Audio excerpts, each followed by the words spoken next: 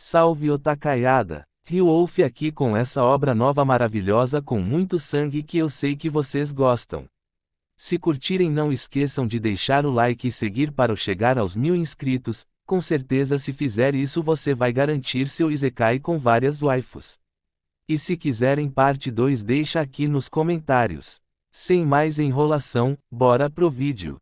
Começamos a obra com duas pessoas saindo de uma casa, um garoto chamado Chihiro e o mais velho não sei o nome vou chamar de puto porque ele acordou reclamando de tudo. Eles andam em direção a uma forja que fica localizada aos fundos da casa. Chegando lá o puto prepara o fogo enquanto Chihiro corta-o com o carvão no outro canto da forja. Somos apresentados ao puto que é o pai de Chihiro. Ele se chama Rokuhira, ele é o ferreiro mais renomado do país pois faz espadas incríveis através de uma técnica única. Chihiro aprende com seu pai, todos os dias. O pai de Chihiro está sério demais, e normalmente ele não é assim. Um flashback mostra o pai de Chihiro conversando com um peixe enquanto Chihiro o chama para tomar café. Questionando seu pai se ele estava conversando com o peixe, e o pai confirma. De volta ao presente o pai dele continua bem sério enquanto o instrui na forja. Chihiro lembra que quem comprou os peixes foi seu pai, e em outro flashback vemos seu pai chegando em casa tentando fazer uma surpresa dizendo que comprou os peixes, mas Chihiro interrompe perguntando que iria cuidar dos peixes e já alfineta seu pai dizendo que com certeza não será ele. Mas o pai reforça que o vendedor disse que peixes dourados trazem boa sorte. Chihiro corta seu pai novamente dizendo que ele foi enganado.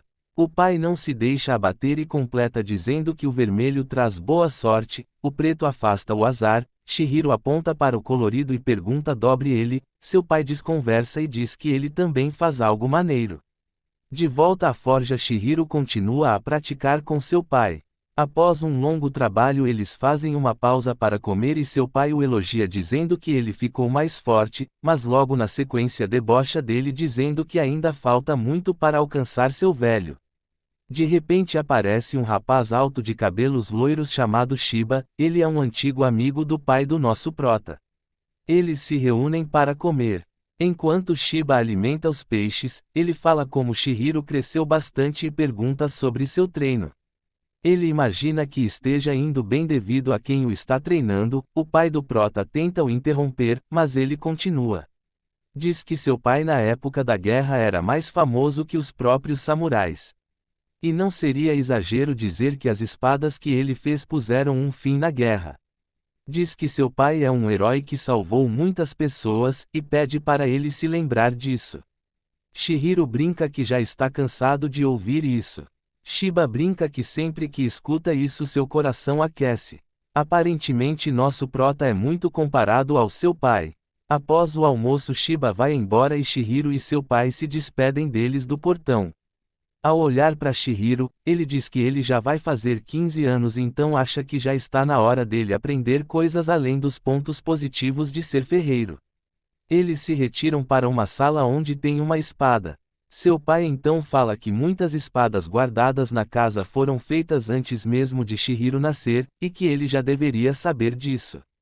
Conta que cada uma delas ajudou a abrir espaço para uma nova era, porém eles não podem ser indiferentes ao fato dessas mesmas espadas terem causado a morte de muitas pessoas. Seu pai dizia isso enquanto desembainhava a espada daquela sala e cortava um suporte de bambu que estava no meio da sala. Diz que em mãos erradas as espadas podem tirar vidas inocentes. Diz que sempre que ele vender uma espada forjada por suas mãos, a responsabilidade e a fé pesaram sobre seus ombros, por isso é importante ter determinação. Ele então questiona de Chihiro está pronto para isso. Ele vacila um pouco, mas ergue seu olhar e diz que está pronto para assumir a responsabilidade. O pai se vira e diz para voltarem ao trabalho. Feliz ele diz que após ouvir isso ele diz que vai aguardar para ver o sucesso do filho. Em algum lugar no centro da cidade, 38 meses depois. Vemos um rapaz que foi de base no chão, um sendo cortado e um de joelhos aguardando seu momento enquanto homens de terno observam o executor. Um dos homens de terno que parece o líder, se aproxima do último sobrevivente, e diz que ele só precisa dar o nome dos integrantes da gangue do Despertar do Dragão. Após se recusar, ele toma um murro na cara. Ele os chama de parasitas, mas o líder questiona se ele por acaso sabe quem os protege. O cara caído no chão diz que sabe que é um mago negro e por isso todos os temem, mas diz que vai quebrar a cara dele. De repente, no fundo da sala, uma rapaz com uma trança gigante se levanta e começa a caminhar em direção ao homem caído. Então surge uma espécie de bonsai do chão, porém suas folhas parecem navalhas e ele vai crescendo em direção ao rosto do rapaz que estava caído. O cara da trança olha para ele e pergunta se ele já viu magia alguma vez na vida e diz que enquanto continuarem pagando não deixará ninguém interferir. E desaparece em labaredas de chamas enquanto todos se curvam perante sua saída. A cena corta para dentro do trem, um homem com uma espada e uma cicatriz no rosto. Aparentemente nosso prota cresceu e ficou todo badass. Shiba então aparece e eles conversam um pouco.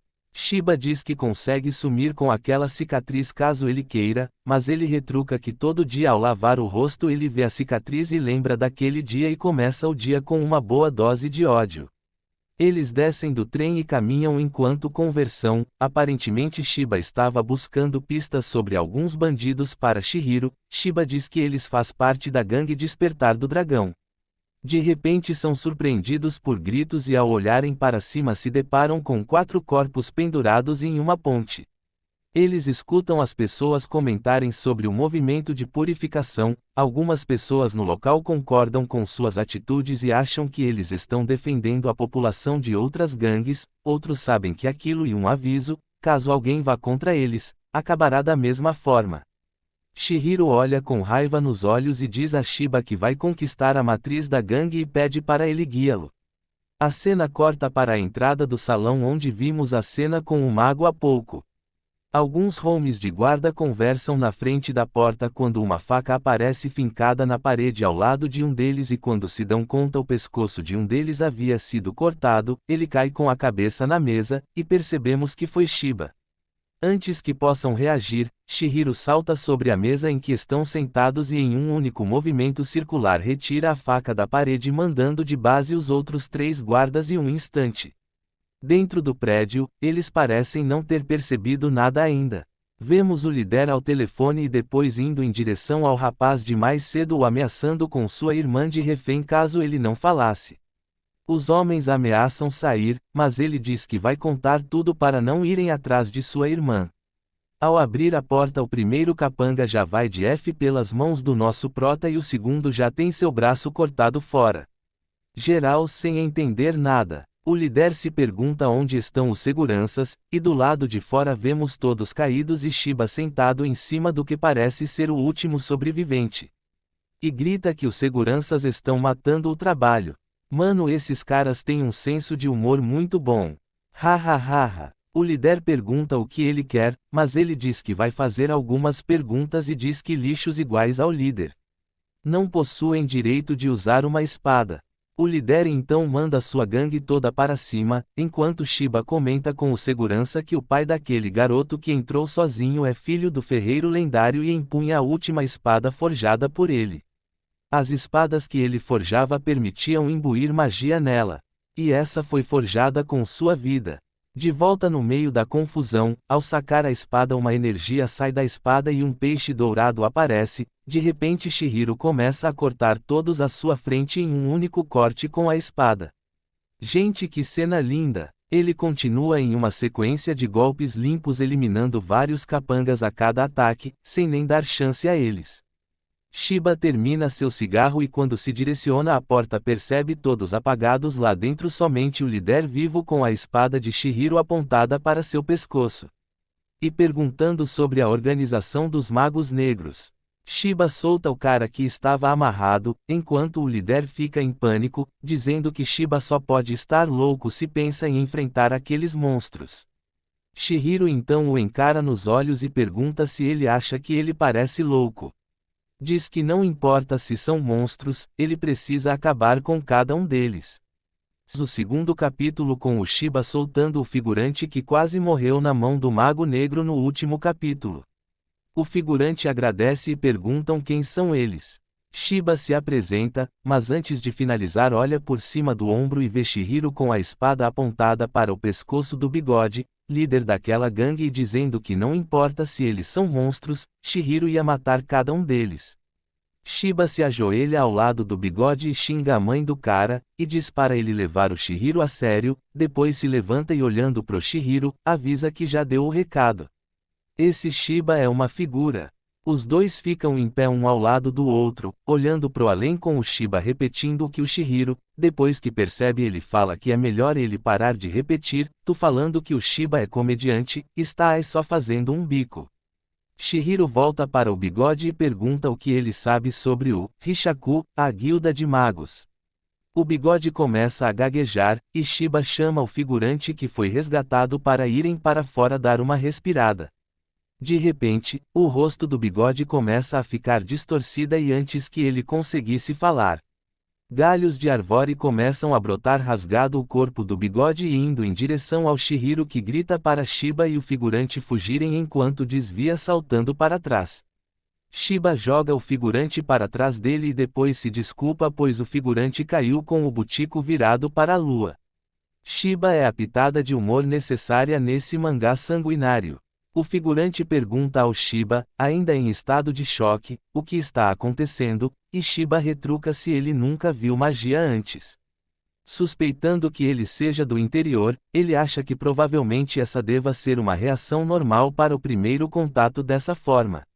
Em um estalo, Shiba se volta para dentro da sala e grita por Chihiro, que está sangrando mais em pé no meio daquele monte de galhos.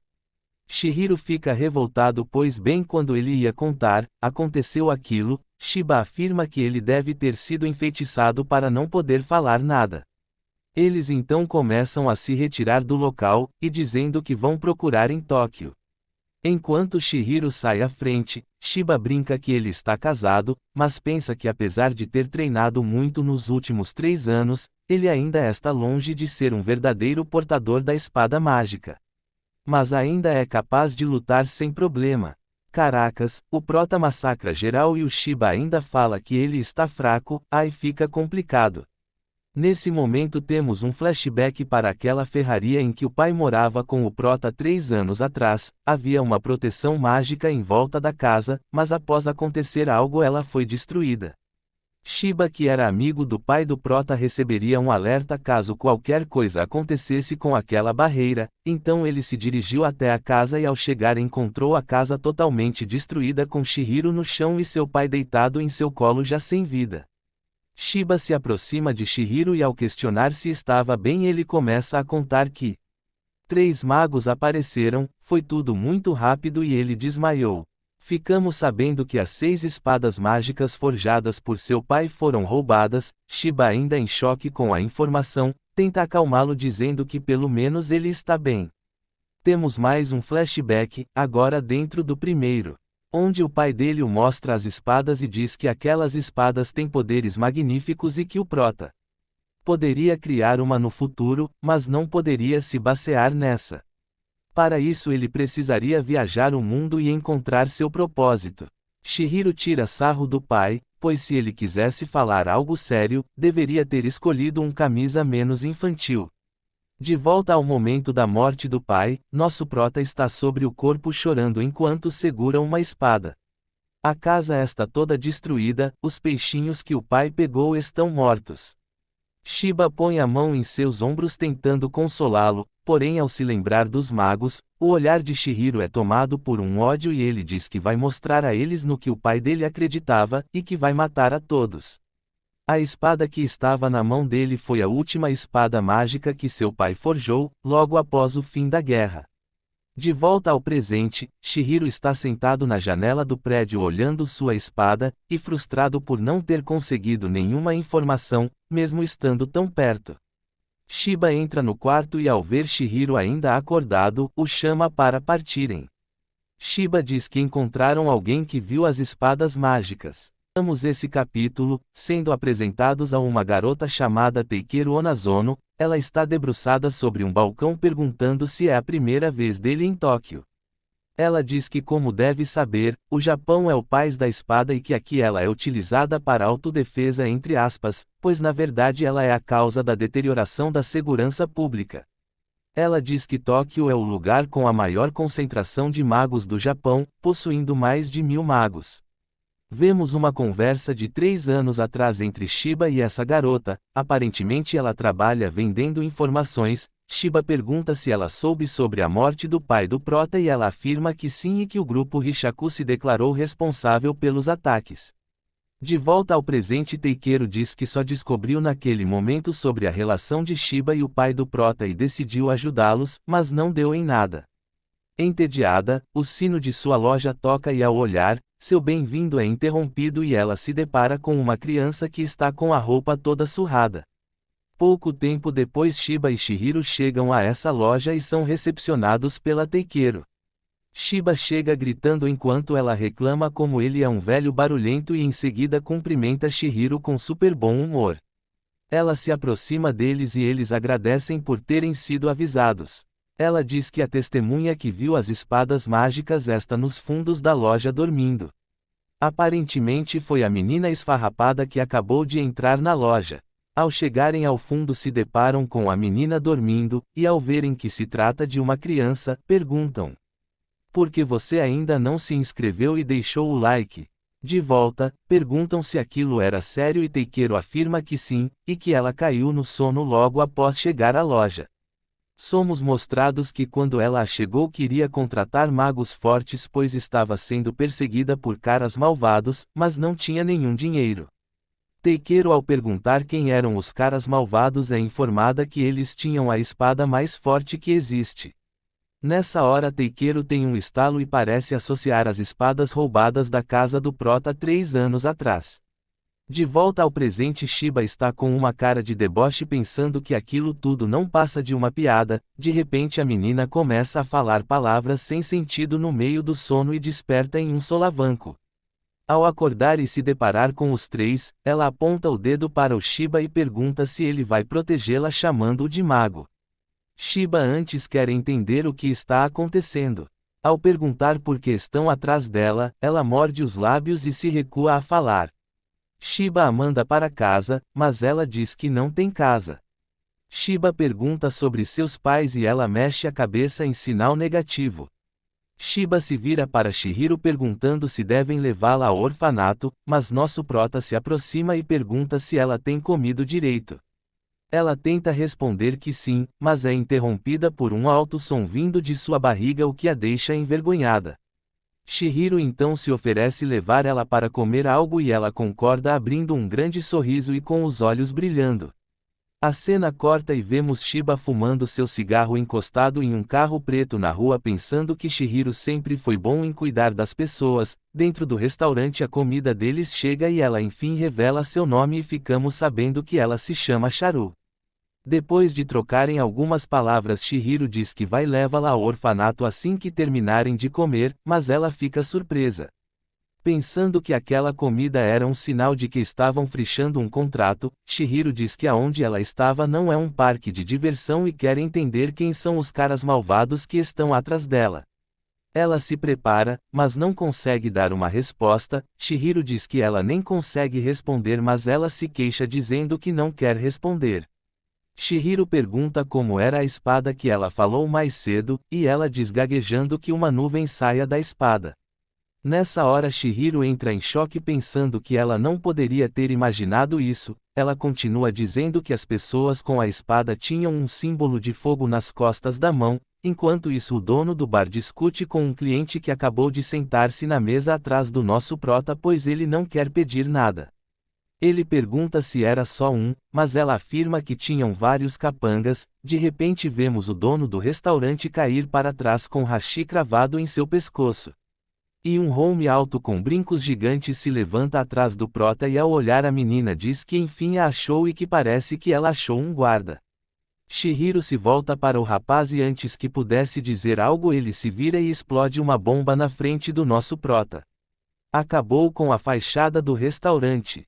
Rapaziada, acho que nosso prota foi de F. Aperta o botão do like para ver se ressuscita nosso menino. Ele disse que tem que seguir também, senão ele vai de base mesmo. Acho que eu, galera, valeu. Nosso prota segurando a espada começa a se levantar e vemos o maluco segurando a menina como se fosse um ioiô e tirando sarro do nosso prota. A menina grita em desespero por ajuda para nosso prota, que afirma que pode deixar com ele. Vemos o vilão da última vez ainda segurando a menina como se fosse um ioiô, enquanto Chihiro já apoia a mão em sua bainha. O mano do brinco gigante diz que já está com a menina e não tem nada para tratar com nosso prota, mas Chihiro fala, enquanto pensa que primeiro vai salvar a Tiara e depois descobrir se ele tem alguma relação com as espadas mágicas. Kuro, após falar isso, ele desembainha sua espada, que já está envolta por uma sombra negra. E com um corte limpo ele arremessa Tiara e grita o nome de Shiba, que em um movimento rápido pega a menina no ar de cabeça para baixo e corre com ela ainda sem entender a situação.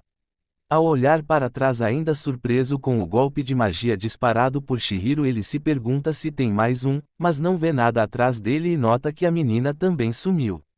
Percebemos que Shiba já está dentro do carro com ela, que ainda não sabe o que está acontecendo. Após acalmá-la, ela pergunta a Shiba se aquilo era magia e diz que também quer fazer aquilo. Shiba explica que ela terá que se esforçar muito, mas confirma que todos têm a energia da vida chamada Genryoko, e é ela que compõe a magia. De volta à luta, o vilão do brinco, já com muita raiva, diz para devolverem a garota, mas nosso prota já está com a espada em mãos com aquela sombra que apareceu no início tomando a forma de um peixe dourado. Ele se desculpa, mas diz que tem seus próprios motivos e não vai devolvê-la. A menina olha encantada para aquilo e Shiba diz que, traduzindo para a língua dela, aquilo na mão de Chihiro é a espada mais forte que existe. Shiba explica que a espada acumula Genryoko e o condensa, e quando ela não suporta mais ela toma uma forma, e que esse poder é ainda mais forte do que magia. Chihiro em um golpe rápido ataca o homem de brincos, que se abaixa rapidamente, mas tem um pedaço de sua capa cortado e fica surpreso com aquela força. Ao perceber que Chihiro tem uma espada mágica, ele deixa escapar surpreso que existem outras espalhadas por aí. Ao ouvir isso, Chihiro fica curioso sobre o que ele disse. Ele então corre em direção a ele questionando onde estão as outras espadas. O mano dos brincos diz que finalmente vai poder testar o poder da espada e arremessa bombas em direção a Chihiro, que as corta como se não fossem nada. Chihiro continua seu movimento perguntando agora quem está com as outras espadas. O homem diz que ele só pode perguntar essas coisas depois de derrotá-lo. Enquanto joga mais bombas, ele se diz decepcionado com a espada se ela só pode executar isso, e diz que ela não é diferente da boa e velha magia. Ele então sente a garota ainda por perto e dá um grito, dizendo que ela terá o mesmo fim que a mãe dela por fazer ele perder tempo.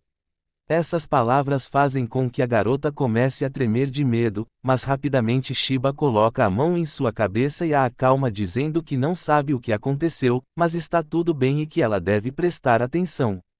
O mano do brinco continua gritando que vai fazê-la se lembrar da sensação, matando Chihiro, que está tentando protegê-la assim como sua mãe fez, dizendo que não tem morte mais patética e insignificante do que aquela. Ele continua a lançar bombas e grita que agora ela está sozinha, pois acha que já acabou com ele com aquelas bombas. De repente, do meio do fogo aparece Chihiro com seu peixe dourado, que salta em direção ao mano do brinco, dizendo que ele tem razão, vai deixar para perguntar assim que acabar com ele. Chihiro faz um movimento da sua lâmina que corta o chão, mas o cara consegue desviar. Ao perceber que Chihiro não está usando sua força total, ele joga várias bombas, mas Chihiro escapa com um salto, mas o cara de brincos aparece atrás dele e com a mesma corda que amarrou a menina no começo ele prende Chihiro e faz um movimento com as mãos, de onde começa a sair uma bomba, e diz que é uma pena, como se já tivesse ganhado. De repente ouvimos AKFURAKO, e sem Emil dar afeição em seus olhos, percebemos que a espada de Chihiro perfurou o peito do mano do brinco, que nessas horas, nem de brinco está mais. De repente ele explode e olha o brinco ali de novo. Vemos Shiba e a garota vendo tudo de dentro do carro enquanto Shiba explica à garota o que é a habilidade, Aka, e por isso disse para ela prestar bastante atenção. Terminamos a luta com nosso prota caindo no chão fazendo uma pose badass e o homem do brinco caindo igual bosta. Nosso prota caminha até o carro e a garota diz que ele mandou bem e que é digno de protegê-la, mas Chihiro lembra que ela não tem dinheiro. Ele então continua dizendo que ele tem um propósito e que se aproximará dele enfrentando os caras que estão atrás dela, então ele irá protegê-la, mas apenas por terem interesses mútuos e nada mais. Ela, sem acreditar, concorda com os olhos brilhando. Ele então se afasta do carro e segue em direção ao maluco do brinco que ainda está caído no chão dizendo que tem coisas a perguntar. Ele pega o homem pela gravata e pergunta quem está com a espada e por que estão atrás da garota. Chihiro se lembra da garota dizendo que uma nuvem saiu da espada e então com o olhar frio e sem emoção a pergunta: onde está a espada mágica, Kuregumo? E onde está o seu like? E terminamos esse capítulo com essa cara de mal do nosso prota. Gente, o interrogatório ficou para o próximo capítulo. Se você estiver curioso, se inscreve e deixa o like para o próximo vídeo que ajuda demais aqui o canal. Forte abraço e fui!